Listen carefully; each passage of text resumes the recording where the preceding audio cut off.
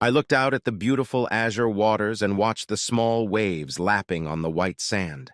I felt such peace, such happiness being here with my wife as we celebrated our 30th anniversary.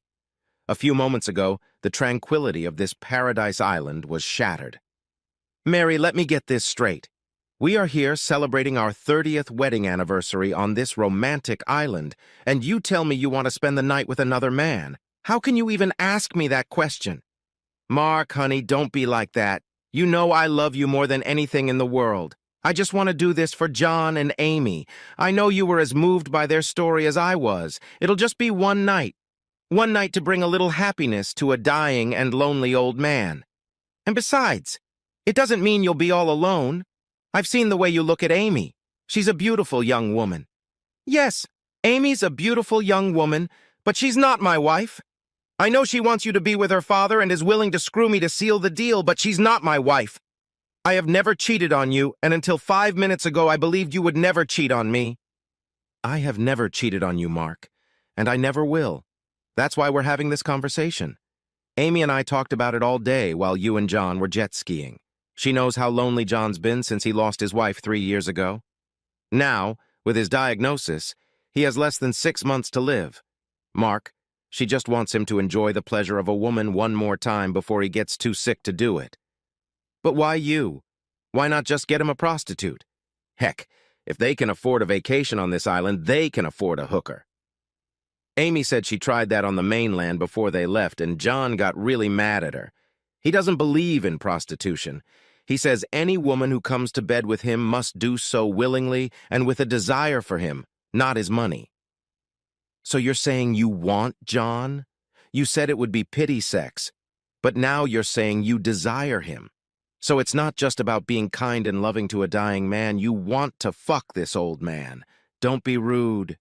Yes, John is a handsome and charming man. He has kind and gentle manners, but he is also very masculine. So while I wouldn't do it if he wasn't dying, I admit I think I would enjoy it. But having said that, just look at Amy. She's 20 years younger than us and gorgeous. You can't tell me you wouldn't like it. So, Mary, it sounds like you've already decided you're going to spend the night in his bed. I assume Amy told John about your desire. Have you discussed it with him? Have you told him that I've agreed to let you do it? Yes, Mark. I talked to John while you were taking a shower. I told him a innocent little lie. I told him we've switched partners before and you really want to be with Amy. Amy told him that she can't wait to be with you either. He was very reluctant, but finally agreed. I told him I'd be at their villa at 7:30 and Amy would be here at the same time. So this is how you ask my permission, really, just telling me that the deed is done. I really have no say in the matter at all. Well, let me say this. I do not agree. If you do this, our marriage could be ruined forever. I can't stop you without physically restricting you, and you know I would never hurt you, but this would certainly hurt him. Mark, this is just something I feel compelled to do. Making love to a lonely older man, giving him one last chance to feel like a real man, I just have to do it for him. Please, Mark, enjoy your time with Amy, and tomorrow we will be together again forever. Mary got up and walked back to our villa to get ready for her evening. I sat and looked at the water. How could this have happened to me? My wife leaving me to spend the night with a man we only met a couple days ago, a man who must be at least 60 years old. Mary has always been soft-hearted, and now she wants to screw some soft-hearted old man out of pity? No, that's just her excuse. She adores this old charmer and is using his diagnosis as an excuse to sleep with him. Well, I'm not going to make it easy for her. I got up and headed for the villa. Mary was wearing a light summer dress and sandals. I could smell the expensive perfume I had given her before we left the house. She was wearing her second diamond earring. Stop! I bought you these earrings as a token of my love for you, not to make you look good by cheating on me. Take them off, and don't wear the perfume I bought you. Wash it off at once. It's bad enough you're humiliating me and giving me horns tonight. I'll be damned if you're going to do it while wearing my anniversary gifts. Mark, you're being silly. I'm not giving you horns. We had a deal. We're switching places. You'll be with Amy. Now go away and let me get dressed. I took 3 quick steps across the room and grabbed her left wrist. I took her wedding rings off her finger and held out my hand. Give me the earrings or I'll rip them out of your ears. With a frightened look, Mary took the earrings off and put them in my hand. I put them in my pocket and turned to leave. Don't bother coming back tomorrow, you can just stay with them. I walked over to the refrigerator, poured 6 cans of beer, and walked back to my chair on the beach. I sipped some of the beer and stared at the water. My mind was going round and round in my head. What am I going to do? What could I possibly do? If Mary comes to me right now and tells me she canceled, I'm not sure I can forgive her even here. If she goes to him tonight, our marriage is over. I sat there for over an hour before Amy came up to me. Mark, I've been looking for you. Do you want me to join you here, or do you want to come inside? Amy walked around my chair and stood in front of me. Amy, you're a beautiful young woman, but I'm a married man, at least for the moment. I know you and Mary had an arrangement for this evening, but I never agreed to your plan. I told Mary I didn't agree and she went to John anyway. She's cheating on me with your father, and I'll divorce her as soon as we get home. Oh my God, Mark, you can't think like that. You know why she's doing this. It's an act of kindness. She's not cheating. She loves you, and I know you love her. Please, Mark, let me take your mind off of this. Amy pulled one thin strap of her summer dress off her shoulder, then the other. Her dress fell to her feet. Completely naked, she spread her legs slightly and inhaled deeply, causing her firm breasts to heave. She was indeed a beauty. Graceful hands rested on the curve of her hips, fiery red nails contrasting with her tanned body. She waited until my gaze returned to her, then smiled. I think we could have a little fun. She's having fun. You deserve some fun, too. Mark, I was really looking forward to being with you tonight. Please, let's go inside and let me help you forget about her for one evening. My eyes took in the sexy blonde as she reached out to me and asked me to take her inside. The 4 beers I drank were almost enough to let my lust take over my brain, but my anger overpowered. I stood up, grabbed Amy's hand, and staggered back to my villa. I went straight to the bedroom, telling Amy to get the wine out of the fridge. I walked into the bedroom and slammed the door shut, sliding the small deadbolt shut. Mark, let me in! Why are you doing this? Please, Mark, open the door and let me in. Please, Mark. Amy, my wife decided to become a whore. It doesn't mean I have to follow her lead. I made a vow and I'll keep it until I can divorce that whore. You can leave or you can sleep on the couch. Either way, you're not sleeping with me. Amy tried to convince me to open the door before finally giving up. I got into bed and pulled a pillow over my head. I was emotionally drained, and with the help of a beer, I fell asleep. I woke up to another knock on the bedroom door. Mark, open up, let me in. Mark. This time the voice belonged to my unfaithful, soon-to-be ex-wife. She knocked on the door. Mark, darling, please open the door. We need to talk. We need to put all this behind us. Please, Mark, I love you. I know I hurt you, but it's over now and we can be together today. Please, Mark. It's our last day on the island. I want to spend it with you, my husband, the only man I've ever loved. The room was flooded with bright morning sunshine. I had a slight headache, and the knocking on the door didn't help at all. I got out of bed, walked to the door, and pulled the deadbolt. Mary burst into the room and rushed over to me to give me a hug. I pushed her away hard. Don't touch me, you filthy whore! You come to me fresh out of his bed and expect me to take you in my arms? You must be out of your mind. I can smell him on you from here.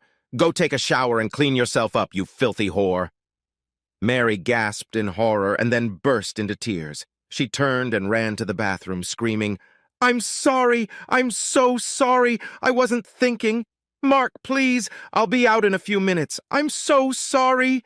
I went into the kitchen and made some coffee. I regretted that we didn't have cell service on our island so I could get out before our 6 p.m. departure. I looked at my watch, 11:30. That meant I had to be alone with her all fucking day. Mary walked into the kitchen. She had a towel wrapped around her and her wet curls hung down over her bare shoulders. 2 days ago, I would have jumped up from my chair and enclosed my beautiful wife in my arms. Today, I just stared at her, sipping my coffee. Mark? I'm all clean now. I've washed everything several times. Mark? Please, I'm still me. I'm still your wife. Please, baby, say something. Put some fucking clothes on, and then we need to talk about what's going to happen. But... But Mark, aren't you going to get your wife back? Amy and John said you'd want me back. They said you'd fuck me harder than ever. Please, Mark, I want you to take me back. Make me yours again. Shut your mouth, you fucking cow. I'll never touch you again. Now get your cheating ass over there and put some clothes on. Mary burst into tears and ran off to the bedroom, slamming the door. She came back as I was pouring the rest of the coffee into my cup. Mary saw the empty coffee pot and realized it wasn't worth asking me to make more coffee. She quietly filled the pot and turned it on. Once the tea was brewing, she poured a cup and sat down at the table. Mark, Amy told me that you locked yourself out of her at night. I don't understand why you did that. I thought we'd have a good laugh about our adventures and then you'd make love to me all day. God, who the hell are you? You can't be the same woman I married 30 years ago. How could you possibly believe that I would go along with this fucking plan? Mark, we're on a tiny island. The other 2 villas are empty, so it's just the 4 of us. No one will ever know what we've been doing here. You had a beautiful young woman begging you to sleep with her, and you had my blessing to do it. What man in his right mind would pass up an opportunity like that? You just don't get it. I loved you, only you. It doesn't matter that no one else would know what I did because I would know what I did. I took an oath, and oaths mean you do what you promised even if no one is watching you. Obviously, your vows meant nothing to you, but they meant everything to me, and you broke them. Mark, I thought you'd like this. I knew you were in a little bit of pain, but I thought once you started with Amy, you'd really like it. I didn't know you locked yourself out of her bedroom until she told us about it this morning. I just assumed you had a wonderful night, just like you, Mary? You mean like your miracle night having John? Hell yes! It was a wonderful night. John is an excellent lover, and I actually had a wonderful night. You could have had a wonderful night too, but no, you had to be a fucking saint. Well, it's your own damn fault you missed your wonderful night. I waited until I got my anger under control. Then I calmly said, No, Mary, I've already had 5 wonderful nights with you. I didn't need a wonderful night with Amy. I was looking forward to another wonderful night with you. But you chose to be with John because you believed he needed you. Well, I needed you too, but I guess it just wasn't important to you. I stood up and walked to my lounger. I pulled my beach hat over my eyes and tried to sleep. After about an hour, a large shadow flashed in front of me. I looked up into the smirking face of my wife's lover. Hey, buddy, I'm really sorry about the mix-up. I swear I thought you were okay with the plan last night. He tried to sound sincere, but couldn't quite hide the smirk. That's when I realized it was all a ruse. The lying bastard sold Mary a sob story and the stupid bitch bought it. This guy enjoys having sex with married women and is using Amy to help it happen. I understand that, John. I slowly stood up. John held out his right hand for a handshake. I looked up into his face and his smirk was triumphant. He truly believed he had outplayed me. I carelessly raised my left hand in an awkward handshake. John shifted his gaze to my left hand. I raised my right fist and drove it into his throat. John instantly grabbed his throat with both hands and recoiled. I stepped forward and did my best to send his balls back to the mainland. John fell to his knees and I elbowed him in the temple. I seriously considered dragging his gutless body into the water and drowning the son of a bitch, but then I heard Mary scream. I turned around and saw her running toward me. She ran right past me to the senseless body stretched out on the beach. Oh my God! What have you done? Oh, John, are you okay? Mary slapped John lightly, bringing him back to consciousness. I had to laugh. She slapped him very close to where I had elbowed him. I thought it must have hurt, really hurt. I went back to the villa and went inside for a beer and a snack. I sat on the porch and watched Mary and Amy help a heavy-set John stagger back to the villa. When he got closer, he turned and looked at me. The triumphant grin was gone, and in its place I saw only fear. I didn't see Mary until the boat arrived. She quickly gathered her things and hurried with them to the pier. When we got on the boat, Amy and Mary talked to a crew member, and I assume he used a radio to contact the mainland because we were met by some uniformed police officer. Mark and Mary Stevens. I nodded. Please come with me. We followed the man into a small office, and he pointed to a couple of chairs. We sat down, and he offered us a drink before getting serious. I understand you had a run-in with Ron Cook and his gambling friend Amber Jones. No, officer, you're wrong. It was the Phillipses, John and his daughter Amy, Mary said, looking at me intently. Oh, were those the names they used this time? I apologize, officer. John and Amy are my new friends, and my husband attacked poor John for no reason. Ma'am, do me a favor and shut the fuck up. I want to talk to Mr. Stevens, and I don't want to be interrupted. I laughed. Please call me Mark. What can I do for you, officer? Mark, I think you must have figured out Cook's game, and that's why you, expressed your displeasure during your, conversation? Maybe, but I won't admit to anything. Honey laughed. Spoken like a true American. Well, Mark, this is the 5th time Cook has run this game with some gullible tourist. At least this is the 5th time we've heard about it in connection with some kind of complaint or altercation. I have no idea how many times he's just gotten away with it. From what I understand, Miss Jones's next step is to contact your wife in a few months and inform her that her lover has passed away. She'll then ask the woman for some money to help bring Cook's body back to the States to be buried next to his late wife. Wow, that's a bigger scam than I thought. He talks the stupid wives into screwing him, then gets his whore to trick them one more time to get some money. Not a bad play. Yeah, but thanks to you, I'm guessing he'll be out of the game, at least at our resort. Well, who's Jones? Obviously, she's not the daughter. Amber Jones was a stripper at a club in Miami when Cook met her.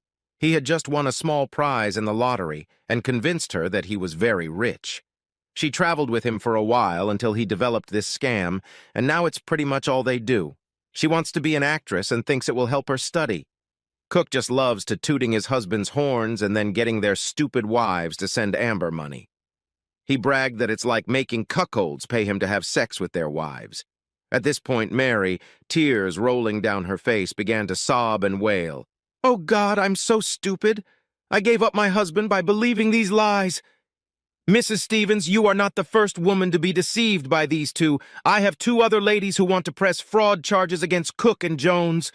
Now, Mr. and Mrs. Stevens, if you want to drop the charges, I think I can persuade Mr. Cook to do the same. In any case, your plane leaves in the morning, and once you're in the air, you're out of my jurisdiction. I looked at Mary, and she nodded and said, I just want to go home. Please, Mark, just take me home. Back home, Mary tried to convince me how sorry she was that she had done something so horrible. She claimed that she had been deceived, or perhaps even hypnotized by John, and was not in her right mind when she cheated. I serviced her at home 5 days after we landed. She had a nervous breakdown and was hospitalized for several months. That didn't stop the divorce. She tried to get our adult children to step in and help her, but once I told them the whole story, they refused to help her. Eventually, she gave up and we agreed to a standard 50-50 split. We sold the house for a tidy sum. I have to pay child support for the next 10 years, and then she'll have a nice little nest egg to lean on. Sometimes I think back on everything and am amazed at how going to heaven ended my 30-year marriage and left me aging all alone. Fortunately, my daughter had other plans for me and introduced me to her neighbor. We hit it off, and it looks like things could get serious, but I can guarantee we won't be spending our honeymoon on Paradise Island.